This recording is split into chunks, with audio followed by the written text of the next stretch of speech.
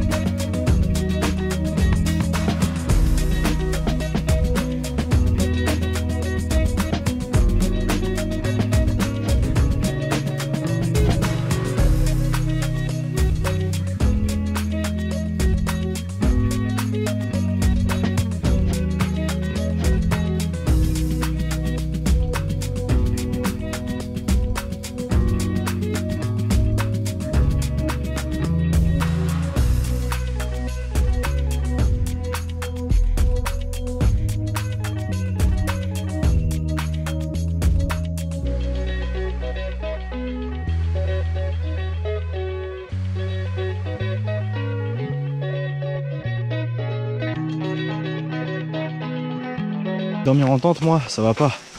Je suis une poule de luxe. Voilà la hutte pour ce soir.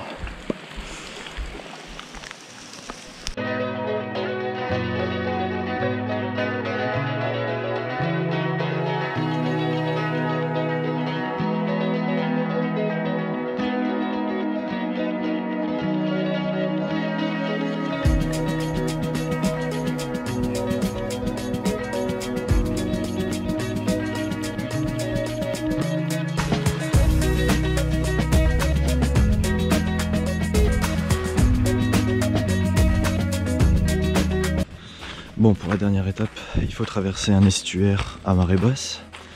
Et il n'y a que 2 marées basses dans la journée. Bon, les horaires fluctuent en fonction des jours, mais aujourd'hui c'était 6 h du matin ou 6 h du soir. Et donc du coup tout le monde s'est réveillé très tôt ce matin dans la hutte pour traverser l'estuaire. Et donc il faut la traverser en tongs, parce qu'il reste encore pas mal de flaques d'eau, etc. Des crabes un peu partout. Mais c'est sympa. Et je pense que ça fait environ 1,5 km ou 2 km. Et il n'y a pas moyen de rejoindre l'autre côté sans attendre la marée basse. Donc là je suis en train de suivre un groupe parce que je me sentais pas trop chaud de le faire seul avec ma petite lampe frontale pourrie.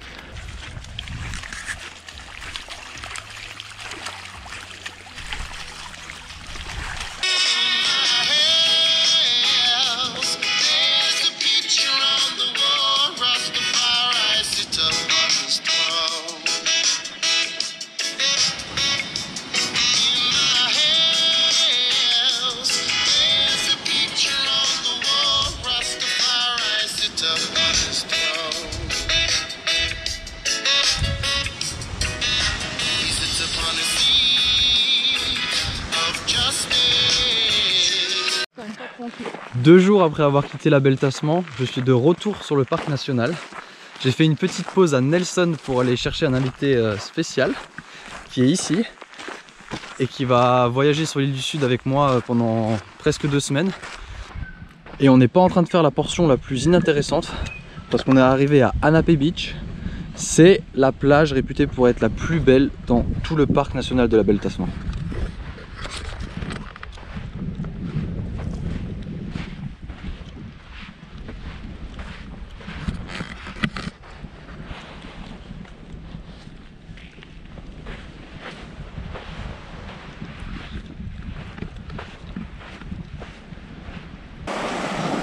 Chaud? Froid? Attends, j'arrive.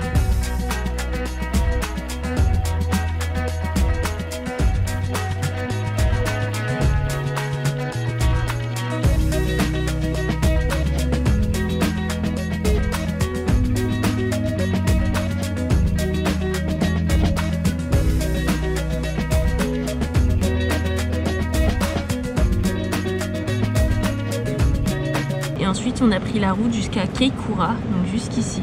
On a pris toute la route ici, hop, en longeant l'océan Pacifique.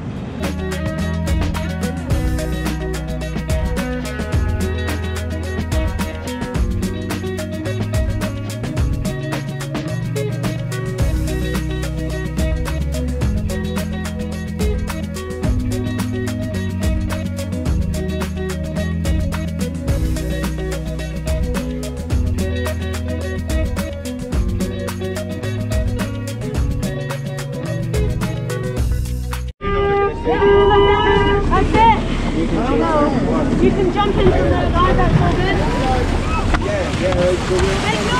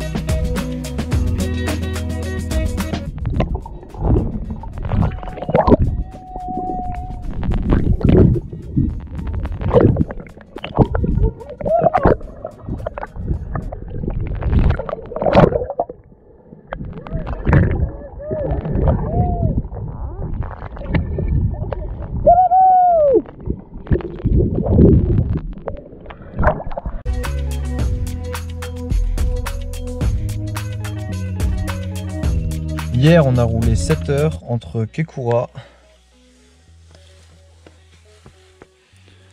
et Wanaka ici, donc on est descendu beaucoup plus au sud.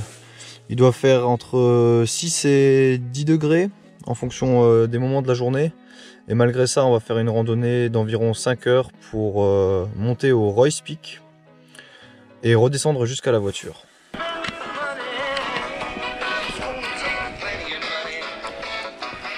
Allez, on y croit. On y croit.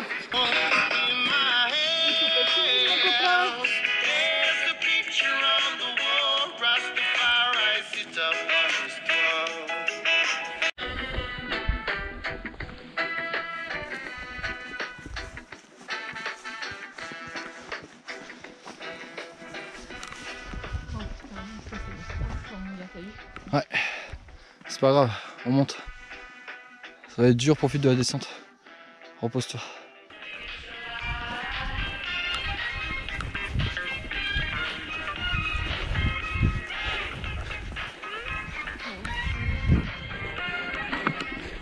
Un mot à dire? On y est presque, on voit le chemin. Oh oui, on voit le chemin.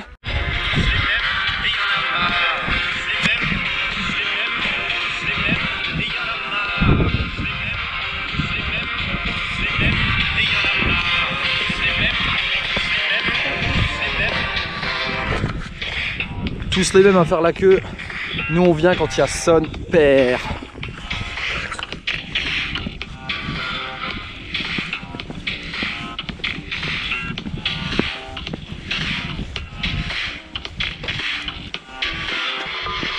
J'ai vu des gens tendre les bras et leurs deux doigts levés.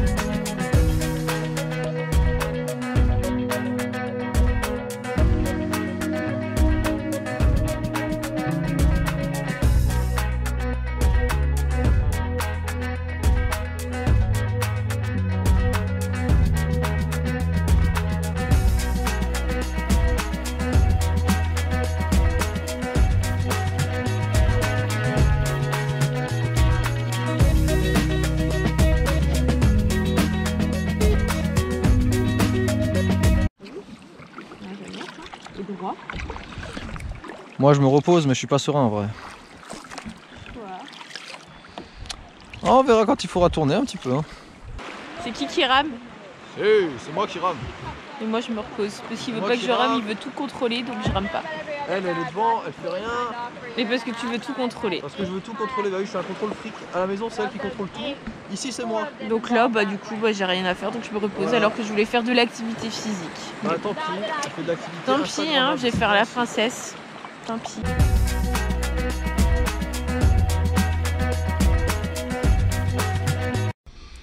Après le Milford Sound, on a roulé environ 6 heures pour arriver sur la côte est de l'île du Sud, à Dunedin. C'est la dernière ville que je vais visiter avec Valentine avant son départ.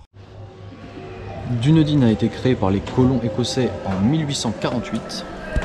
Dunedin veut dire en gaélique Édimbourg. C'était le point de départ de la ruée vers l'or, donc ça a été très rapidement occupé par 60 000 habitants, dans une ambiance un peu de western, saloon et maison close. Au niveau d'architecture, ça ressemble pour le coup vachement à Édimbourg, qu'on a eu la chance de visiter avec Valentine, et le temps c'est le même. C'est la première fois qu'on voit des beaux bâtiments en Nouvelle-Zélande, enfin une vraie architecture. C'est la 7e plus grande ville du pays et c'est aussi la première université, la plus ancienne université. Donc Dunedin rime avec vie étudiante, bar. Et on peut aussi voir des pingouins, mais on ne sait pas si on aura la chance d'en voir.